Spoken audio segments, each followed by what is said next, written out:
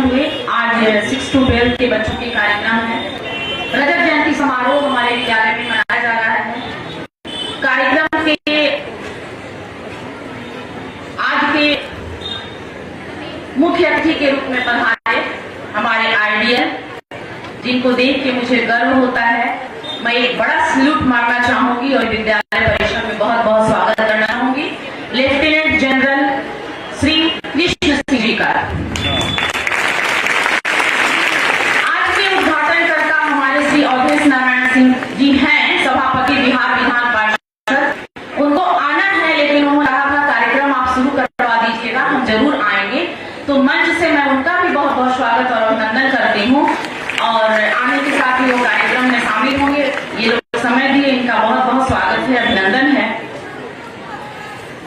विशिष्ट अतिथि के रूप में पधारे गुरुदेव प्रोफेसर गांधी जी राय जी, हमारे अभिभावक श्री लालदास राय जी, पूर्व विधान पार्षद गुरुदेव आचार्य धर्मेंद्र जी, रेड क्रॉस के chairman doctor Vivekananda Yadav ji, doctor BP Singh ji, हमारे बड़े भाई जो कि विद्यालय के सभी कार्यक्रम में अपनी उपस्थिति दर्ज करवाते हैं, भाई परमेश्वर जी, महासचिव बिहार राज्य नागरिक परिषद के महासचिव रहे हैं।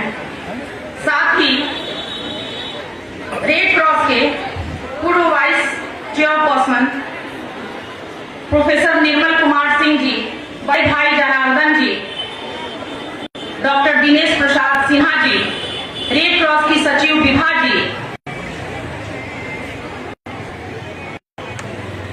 प्राइवेट स्कूल चिल्ड्रन वेलफेयर के अध्यक्ष और सचिव मिथिलेश जी और मनोज जी, बड़े भाई गुरुचरण जी, भाई परमेश्वर के साथ मेरी भाभी पधारी हुई हैं, मैं उनका भी बहुत बहुत स्वागत करती हूँ, अभिनंदन करती हूँ। जितने भी अतिथि आए हैं, जितने भी अभिभावक आए हैं, सभी प्रिंट और इलेक्ट्रॉनिक मीडिया के बंधुओं का बहुत बहुत स्वागत है, अभिनंदन है। स्वागत है उन तमाम अभिभावकों का जिन्होंने हम पर भरोसा दिखाया, जिन्होंने इस 25 साल के सफर में हमारे साथ साथ रहे और आज उन अभिभावकों और बच्चों और शिक्षकों की बदौलत हम रजत जयंती समारोह मना रहे हैं। जब संभावना विद्यालय की स्थापना पड़ी थी तो हमारा उद्देश्य सिर्फ पठन पाठन करवाना नहीं था। हमारा उद्देश्य था, हमारी सोच थी, एक ऐसा नागरिक तैयार करना जो देश और विदेश में होने वाली घटनाओं के प्रति सजग और सचेत हो। सिर्फ यह नहीं कि शिक्षा प्राप्त करने के बाद हमें नौकरी ढूंढनी है। हम आज भी बच्चों से मैं कहती हूँ कि प्रतिभा है तो आप नौकरी करो, मना नहीं किया जाएगा, लेकिन अपने आप को ऐसा बनाओ कि आप नौकरी देने वाले बनो। क्योंकि भारत एक बहुत ही आबादी वाला बहुत संख्यक देश है, संख्या इसमें यहाँ बहुत ज्यादा है। कोई भी सरकार आ जाए और यह दावा करे कि सारे युवाओं को हम 100% रोजगार देंगे, तो यह कहीं से पॉसिबल नहीं। पॉसिबल होगा कौशल शिक्षा से, पॉसिबल होगा आपके पास जो हुनर है उस हुनर को पहचानिए और पहचान कर को विकसित कीजिए। विकसित कर अपने साथ साथ और भी युवाओं को रोजगार दीजिए। इससे बड़ा देश प्रेम और कुछ नहीं हो सकता। सिर्फ इस बात का रोते चलें कि यह सरकार मुझे रोजगार नहीं दे रही है, यह आपके निकम्मेपन को दर्शाता है। हम इस देश के निवासी हैं, इस देश में रहते हैं, तो हमारा भी इस देश के प्रति कुछ कर्तव्य होता है और कर्तव्य यह है कि हमारे देश की जो आबादी है बहुत ज्यादा है। हम इस चीज को समझें कि बहकावे में न आए कि यह सरकार नहीं, अगली सरकार आएगी तो हमें 100% हमें रोजगार देगी। इस अंधेरे में हमें नहीं रहना। थोड़ा सा मैं वर्णन करूंगी, हालांकि मैंने कल भी बोला था, लेकिन मैं कहना चाहूंगी कि इस विद्यालय की शुरुआत कैसे हुई। इस विद्यालय की शुरुआत हुई शांति देवी के नाम पे, शांति स्मृति उनकी याद में। स्वर्गीय शांति देवी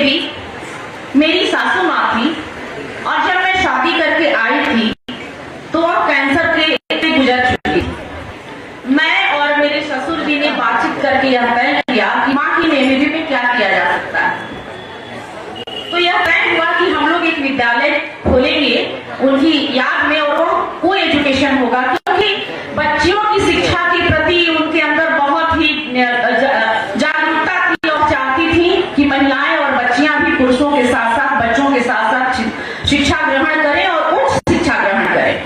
तो हमारे ससुर जी स्वर्गीय शारदा प्रसाद सिंह जी और हमारे पिताजी स्वर्गीय हरिद्वार सिंह जी, जो कि एक शिक्षक भी थे, दोनों के मार्गदर्शन में दोनों ने इस विद्यालय की स्थापना रखी और विद्यालय का नाम रखा शांति सिटी संभावना आवासीय उच्च विद्यालय। इस तरह से विद्यालय की शुरुआत हुई। विद्यालय के प्रथम दिन विद्यालय में 5 छात्र और 3 शिक्षक थे। 3 शिक्षक में एक विद्यालय के निदेशक स्वयं थे मिस्टर कुमार विजेंद्र, एक मैं थी और एक स्वर्गीय अम्बा गुप्ता, जो अब हमारे बीच नहीं है। मैं बहुत आदर के साथ अम्बा मैम को जहां भी होंगी मैं सत नमन करना चाहूंगी। आज हमारे बीच नहीं है, आज होती तो अच्छा होता। इस कड़ी में मैं उन अभिभावकों को भी नहीं भूल सकती। जब कार्यक्रम होता था तो हमारा उत्साह वर्धन करने के लिए, हमें आशीर्वाद देने के लिए आगे की पंक्तियों में बैठा करते थे। उन अभिभावकों में सबसे पहले नाम मैं अपने अभिभावक स्वर्गीय सीताराम सिंह सर का लेना चाहूंगी, जो कि अनुशासन की प्रतिमूर्ति, और शायद मैंने उन्हीं से सीखा है कि अनुशासन क्या होता है और विद्यालय कैसे चलता है। सर, मैं तहे दिल से आपको श्रद्धांजलि अर्पित करती हूँ। मैं श्रद्धांजलि अर्पित करती हूँ अपने बड़े भाई IMA के अध्यक्ष, जो अब स्मृति शेष हैं, डॉक्टर विजय कुमार सिंह जी का, जिनका आशीर्वाद मुझे बराबर मिला करता था। श्रद्धा सुमन अर्पित है भैया, आप जहां कहीं भी हो हमें आशीर्वाद देते हैं। मैं श्रद्धांजलि अर्पित करना चाहूंगी प्रोफेसर यूएस पांडे सर जी का। मैं श्रद्धांजलि अर्पित करना चाहूंगी जो हम सभी का उत्साह वर्धन बराबर आकर किया करते थे, यूएस पांडे सर, जो कि हमारे अभिभावक तुल्य थे। मैं उनको भी इस समय पर नहीं भूल सकती, मैं उन्हें श्रद्धा सुमन अर्पित करना चाहूंगी। मैं अपने संस्थापक द्वय को भी श्रद्धा सुमन अर्पित करना चाहूंगी, जिन्होंने मुझ पर विश्वास जताया कि मैं शायद इस विद्यालय को चला सकती हूँ और मुझे प्रिंसिपल बनाया और बिठाया। आप लोग हमें अपना आशीर्वाद देते रहे ताकि उसी बुद्धि विवेक से मैं इस विद्यालय को चलाती रहूं और आगे बच्चों को संस्कारवान और वीरवान बनाते हैं। इन लोगों का नाम लेना इसलिए जरूरी था क्योंकि हमने इनसे कुछ सीखा है। कुछ ऐसे भी लोग हैं, श्री पवन श्रीवास्तव जी अभी पूना में हैं, बीमार हैं, मेरे बड़े भाई हैं, उनका भी बराबर मार्गदर्शन मिलता रहता है। और उन्होंने कहा था कि मैं आऊंगा, लेकिन इसी बीच वह अस्वस्थ हो गए और नहीं आ पाए। भैया, आपकी कमी आप जहां कहीं भी हैं बहुत खल रहे हैं। शायद आप अग्रिम पंक्ति में होते तो विद्यालय की स्थापना का दिन मुझे याद आ जाता कि कैसे आप हमारे साथ। अभिभावक बैठे हुए हैं, मैं अभिभावक से यह कहना चाहूंगी कि हमारे बच्चे जो भी होते, मैं भी एक मां हूं, मैं चाहती हूँ कि अपने बच्चे को ज्यादा से ज्यादा लाड़ करूं, लेकिन मैं सिर्फ अपने बच्चे को बच्चा नहीं समझती। विद्यालय में जितने पढ़ने वाले बच्चे हैं सभी हमारे बच्चे, लेकिन आप मां हैं तो मां का विशेष स्नेह होता है बच्चों के प्रति। अपने बच्चे को सुविधा भोगी बनाएं, लेकिन इतना सुविधा भोगी ना बना दें कि कभी गाय जब अपने बछड़े को अति स्नेह में चाटती है तो चाटते चाटते उसके चमड़े को भी छील देती, वह जट बन जाता है। तो स्नेह उतना ही करें कि वह जट न बने और बच्चे को हर एक परिस्थिति से लड़ने वाला बनाए, बच्चे को मजबूत बनाए, बच्चियों को खास करके। आज समाज में बहुत सारी विकृतियां आ रही हैं, चौक चौराहे पर, स्कूलों के सामने, कॉलेजों के सामने, कि वह अपनी शक्तियों को पहचान नहीं पा रहे, अपनी शक्ति को दूसरी तरफ खर्च कर रहे हैं। मैं माताओं से पूछना चाहूंगी, अगर आप भी बच्चियां घर में थोड़ी लेट आती हैं तो आप पूछते हो बेटा इतना देर तुम कहाँ थे, तुम्हें इतना देर नहीं रहना चाहिए। आप अपने बेटों से पूछती है क्या कि तुम इतनी देर बाहर थे तो क्या कर रहे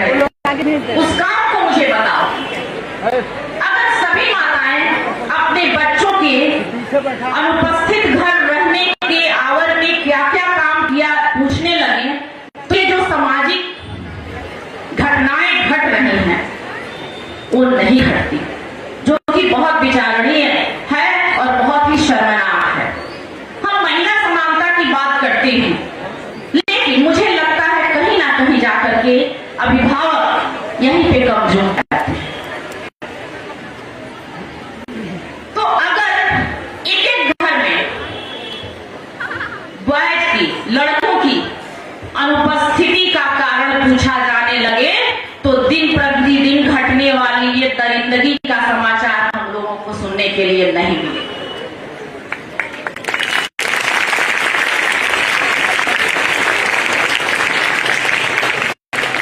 और बच्चियों को ये संदेश देना चाहेंगे कि आज के दौर में आप खूब पढ़ो, खूब आगे बढ़ो, कोई नहीं रोकता। मैं भी स्वतंत्र विचारों वाली हूं, लेकिन अपनी मर्यादाओं को ध्यान में रखकर, अपने माता पिता, अपने भाइयों को, अपने कुल की प्रतिष्ठा को ध्यान में रखकर खूब पढ़ो, खूब लड़ो और खूब पढ़ो, लेकिन अपने संस्कारों में रखकर।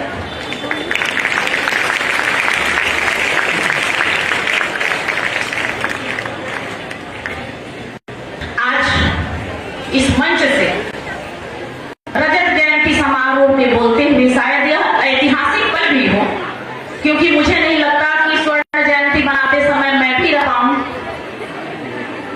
तो रजत जयंती के अवसर पे मैं जो बोल रही हूं, मुझे लगता है कि यह एक इस विद्यालय का कम से कम इतिहास बनने वाला होगा। मेरी आने वाली पीढ़ी अब इस चीज को देखेगी और स्वर्ण जयंती मनाएगी। आजकल शिक्षा व्यवस्था का भी व्यवसायीकरण हुआ है, लेकिन मैं आप सभी अतिथियों और अभिभावकों को भी यह बताना चाहूंगी कि यह विद्यालय इस जनपद का ऐसा विद्यालय है जहां सबसे कम फी ली जाती है और सबसे ज्यादा गतिविधियां होती हैं।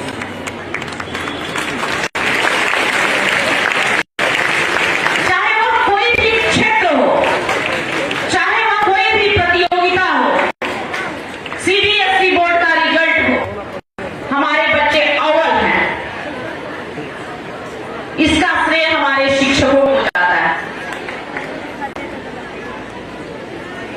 हमारे बच्चों को भी जाता है कि जिस गाइडलाइन को हम लोग देते हैं उसको वो फॉलो करते हैं और फॉलो कर करके हमारे रिजल्ट को अच्छा लाते हैं। मैं सभी बच्चों को बहुत बहुत इसके लिए बधाई देना चाहूंगी।